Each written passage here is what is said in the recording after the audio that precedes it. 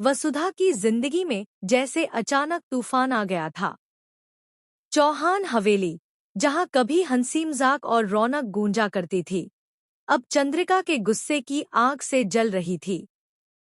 घर के हर कोने में तनाव फैल चुका था। सभी लोग चंद्रिका को समझाने की लाख कोशिशें कर चुके थे।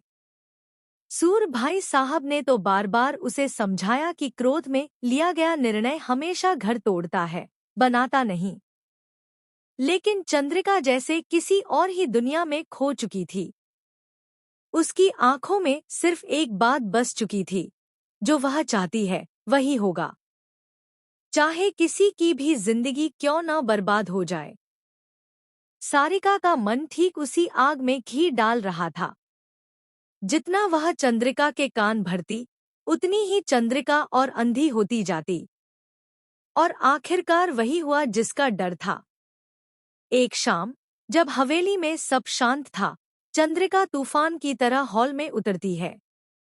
उसकी आवाज गूंज उठती है, देव, वसुधा, अब तुम दोनों इस घर में एक कदम भी नहीं रखोगे।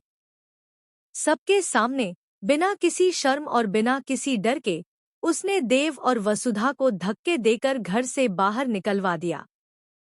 हवेली का बड़ा सा दरवाजा धड़ाम की आवाज के साथ बंद हुआ, और देव वसुधा की जिंदगी भी उसी पल जैसे बंद हो गई। बेचारों के पास अब कोई ठिकाना नहीं था। वे एक छोटे से होटल के कमरे में जाकर रुकते हैं। कमरा भी जैसे उनके हालातों पर हंस रहा था। टूटी दीवारें, पीला बल्ब और छोटे से मेज पर रखा आधा भरा गिलास। वहीं बैठे बैठे दोनों अपनी नई जिंदगी की योजना बनाने लगे। देव ने वसुधा का हाथ थामा और कहा, शायद ऊपरवाला हमें किसी बड़ी शुरुआत के लिए तैयार कर रहा है। वसुधा ने भी आंसू पोंछते हुए कहा, हाँ, अब हम इस अंधेरे से ही अपनी रोशनी बनाएंगे। लेकिन चंद्रिका की क्रूरता यहीं खत्म नहीं हुई थी। अगले ही दिन वह ऑफिस पहुंचती है।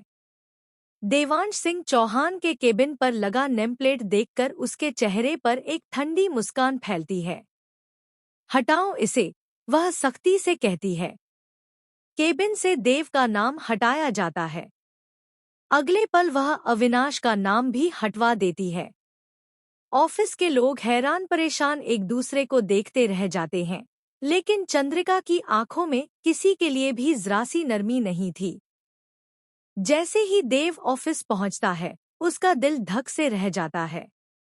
उसकी कुर्सी, उसका टेबल, उसकी मेहनत, सब बेगाना जैसा लगने लगता है। अविनाश भी अपने खाली नेमप्लेट को देखकर टूट